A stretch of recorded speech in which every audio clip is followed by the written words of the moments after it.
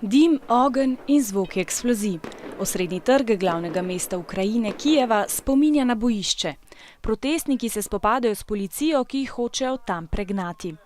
Protesti so izbruhnili novembra lani, ko predsednik vlade Viktor Janukovič ni podpisal pridružitvenega sporazuma z Evropsko unijo. Sporazum bi med drugim omogočal, da bi Ukrajina lažje trgovala z državami Evropske unije, a se je Janukovič raje odločil za sporazum z Rusijo, kamor država izvozi veliko svojih izdelkov, Rusija pa Ukrajino oskrbuje z zemeljskim plinom.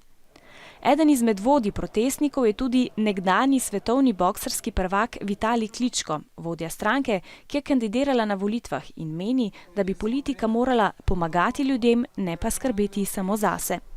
Prav zato se je ponoči sestal s premierjem Janukovičem in ga prosil, da ustavi krvavo nasilje. A premier tega ne namerava storiti in zahteva, da protestniki nemudoma zapustijo trg neodvisnosti. Meni, da protestniki kršijo zakone, saj poskušajo z orožjem prevzeti oblast. Da spopadi ne bi prerasli v državljansko vojno, je že več svetovnih politikov pozvalo obe strani, naj spopade takoj prekineta in se začneta dogovarjati.